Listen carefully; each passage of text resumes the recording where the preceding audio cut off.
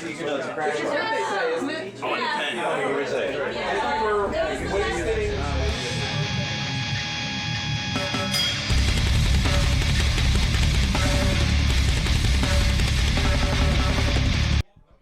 am Crush Pink, and behind the camera is Kyle, and I'm here with the Philly Beatdown Band. Damage control. Damage control. Damage control. And I just saw them play at the Over Yonder. And to begin the interview, could you guys introduce yourselves and what you play? I'm Nick. I play drums. I'm Danielle. I do vocals. I'm Dice. I do guitar and backing vocals. And I'm Max. I play bass. And to begin, favorite color?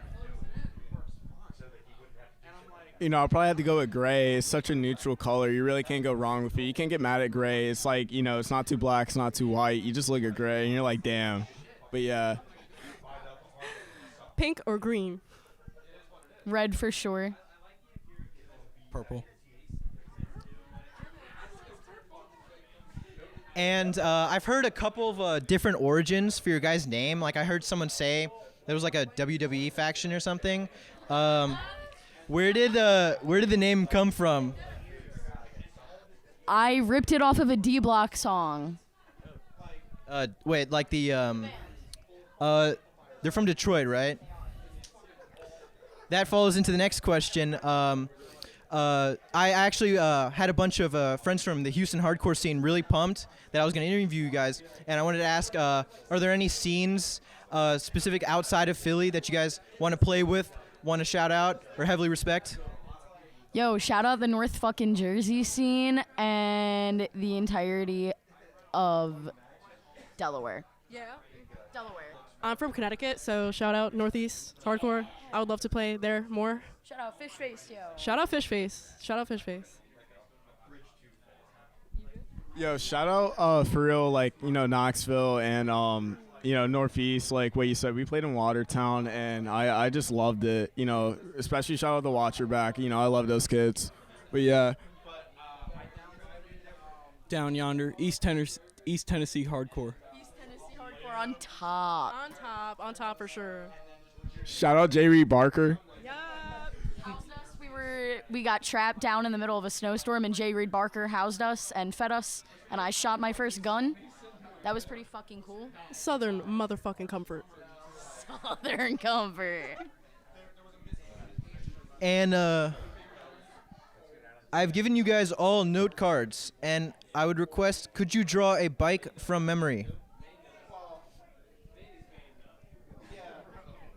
We just had this whole conversation up here about how, like, there's so many, like, new metal and deathcore adjacent bands that are, like, hardcore bands. Yep. It's cool, though. We're, like, somewhere between new metal, hardcore, and deathcore. It's getting real, like, orthodox vibes. A little bit, yeah. We're like, early on we were trying to. It doesn't help that your bass player was playing knock loose riffs. Yeah, I know. Because, like, I do find, like a pretty fair comparison to, like, earlier night. But, like, I'm sure nobody wants to hear that. Yeah, I mean, we're all. Give me, like, I love knock loose, but, like, perfect. They got fucking mean when we go like peanut, walnut, something like that. Yeah, peanut, yeah. I still love chestnut, peanut, walnut. We don't want to, like. Could you write your name at the bottom? Really? Yeah, that's what it is. Chestnut and peanut.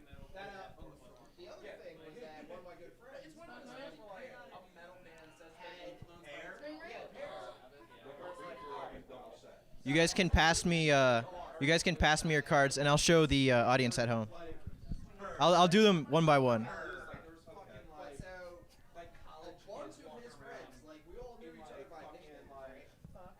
Well,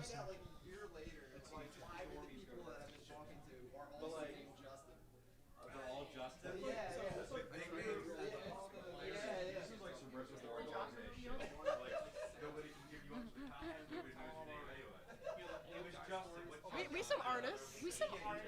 Artistic as fuck. That's why when we talk about Styles T, we can't differentiate because there's no. Okay, on to the next question. So your guys' first show, I believe, was filmed by HATEFIVESIX. Did you guys know that before playing? Yeah, no, we had absolutely no idea, and he just kind of showed up. My dad's in the video. It's pretty fucking cool. We were shitting our pants. Yeah? Max, what you think? I'm not gonna lie, it was probably our shittiest gig ever. I mean, it was our first gig. I mean, it would make sense, but like at the same time, for their like HATEFIVESIX to be there, that was like really awesome. But yeah. People still moshed. They did. People still moshed. She was one of them. I wasn't even in the band yet, but I was still moshing, so. I wasn't in the band at the time either. So. He was still moshing. She was still moshing. I was there. Right in Yeah. front. Oh my gosh. Yeah. Wow. I was sick as fuck though, but I was there. Did you guys find out afterwards or during the show, About. the filming? Oh, during load in. Yeah. We walked in and he was just kind of there looking at his camera. Oh. And at the show, I noticed there's a guy in like a jumpsuit with like what's it beats you up. That's Owen. Owen. Of After a While. He's the fucking homie. He's the coolest guy ever. Very integral part of the beginning of Damage Control. But he was present. He was present. He also drew our first little release, that art, and the design for the first shirt too. Yes. That's a really unfortunate the first shirt, the first stickers we did, the demo art, the promo. And fan question for you, Max. What chaos gods do you worship? Oh, okay. So you see, I really love Korn, right? But at the same time, I really vibe with Zinch, because you know he's the god of magic, deception. You know, making plans before they even know about it, like 1,000 years before. But then going back to Korn is just one-sided. You know, blood for the blood god, skulls for the skull throne. Like it's pretty fucking simple. But I'm undivided ultimately. I don't follow any of the gods, but yeah. And another fan question. You have a lot of fans on the fence about crunchy or creamy peanut butter. They want to hear from you guys your official statement. I don't even like peanut butter. I like all types of peanut butter, but if I had to choose, it's gonna be crunchy every time. Crunchy peanut butter. Nick, if you don't fucking say crunchy, I swear to fucking God. I just like normal peanut butter, but on a fluff sandwich too, it's a little crunchy, so it makes it up. The texture. Yep. You need the texture. Fluff with crunchy peanut butter. Try it. White bread. And if you don't like jellies with fruit preserves, fuck you. You're a pussy. You're a pussy. And do you guys have a favorite soda? Fucking root beer. We have root beer shirts. We love root beer. Yeah. Root beer, cream soda, strawberry cream sodies. Root beer floats, if that tickles your fancy. You like root beer floats? I do indeed. Root beer and Pennsylvania Dutch birch beer. Yingling. Yingling is the other. That's me and Nick. Dices. Nailed to the cross. And do you guys have a preferred brand of root beer? I like A&W. Anything bougie. I'm not gonna lie, this root beer stuff was against my will. But if I had to make a choice, it'd probably be Mug. Barks. And recently, I think March 2nd, you guys played with Mortician. A lot of people are asking, how'd you guys get the opportunity to play with them? I slid up on Gutter Christ's story, and he was like, I'm booking something big for March 2nd. I was like, if you need bands, hit me up. And I had met him at a show one time. We didn't really know each other. And then we just got thrown on like the biggest gig we've ever played. Just fucking insane. Felt like I was going up a big roller coaster. It was pretty big. Like, I was like a big metalhead before I got into like Damage Control and like Beatdown. So like to be able to play with like Mortician, and also like Bulldoze was on that gig, which was like, you know, fucking amazing. But like, you know, it was a really, you know, satisfying moment. And, you know, at this point we just want to push for more. But yeah. Shout out Gloves Off, Bayway, Mortician, and Bulldoze. Chain to the Dead. Oh, yeah. And Jackal. Jackal was a band we played with when we toured up there, and for them to like come down for that show, like shit just comes full circle, and it was like really cool. And I think about a week ago, you guys released your EP. As of now, do you guys have any future plans, splits, new music in the works? Yeah, we are gonna have. It's not announced yet, so this is like a, we're gonna have a split with Fish Face and a little run that we're doing up in the Northeast with them. While we play Perennial Fest together. That'll be like May 3rd, 4th, and 5th. Other than that, we'll probably have another EP out at the end of the year and an LP next year. Sorry. Pretty cool shit. Very excited. And I know sometimes you guys play with like a DJ. There's not many other hardcore bands I know with a DJ. How did that come to be? Over there.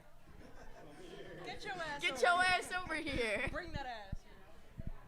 What's up, yo? I'm DJ Stretch. What's up? I occasionally DJ for them, and I also run Death Binary Records. But these guys are like fucking day one homies, and they make insanely good music. And I don't even know what I'd be doing without these guys. So that's all I gotta say for these. Love you guys. And there are a handful of Damage Controls all over the world. Canada, Australia, UK. Yo, Have you recently California on Instagram Reels, we got big time beef. We got big time beef with the fucking knockoff Damage Control, yo. Big time. If you're watching this, come to Philly. Battle of the bands now. But shout out Damage Control Norway. Shout out Damage Control Norway. They look like pretty sick motherfuckers. So. Any man, you guys, I guess you just said it, but any official statement towards all other Damage Controls? Suck my fucking dick. I was gonna say peace and love, but okay. Play on Record 6 with me. Control that damage. And you guys have been on the HATEFIVESIX channel. Oh, my bad. You guys have been on the HATEFIVESIX channel multiple times. Some responses to your guys' sets have been "Hardcore's Dead" by Chief Meskovic. One is my fucking favorite. Yeah. Hardcore Kids Today Are Goobers by Dick Goodman 4344. That just says it there, to be honest.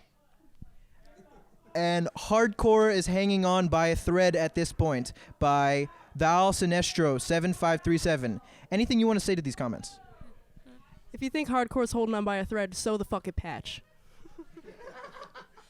We're having fun, and we're doing exactly what hardcore's supposed to fucking be. And if you don't like that, you should get out of this fucking scene. Get fucked. Just come to a show. We can figure it out. And final question of the interview. Why do you keep playing as Damage Control, and why do you do what you do? It brings us a lot of joy, and it brings us a community that we can be ourselves and strive to be better people every day. I think growing up, especially in today's world, you need some sort of like-minded people around you. And continuing this music and continuing a message from all of us is the most important thing. Yeah, absolutely. It's definitely an outlet for all of us, for sure. I forgot what I was going to say. What do you think, Nick? Pretty much all of the above. Literally. You forgot what he was going to say. Well, that concludes the interview with Damage Control. Any last words? Thank you guys for watching, and thank you. Keep going to shows, keep moshing hard, start a band. Start a fucking band. Go learn an instrument. I don't care if you suck. Get up on stage and figure it the fuck out.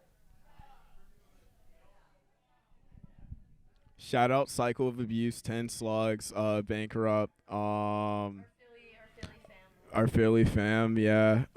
Then going on up north, Fish Face, Watch Your Back, Nailed Shut, great guys. Jackal, Gum Scab. Yeah. Two boys kissing from Rhode Island. Two boys kissing from Rhode Island. And Fish Face. Yo, there's some great fucking people, and they housed us while we were up there. Shout out the gay little monkey we saw in the Apple Store when we were doing our tour run. That was crazy. Shout out Banishment. Shout out Execute. Shout out Banishment. We wouldn't be here without them. Dead Upon Arrival. Dead Upon Arrival. The motherfuckers are in Dead Upon Arrival. Yeah. Go listen. God Instinct too. God Instinct. And then whatever the fuck Nick joins next. Yeah, whatever band I'm in next, I guess. I have no clue. Well, that concludes the interview. Goodbye.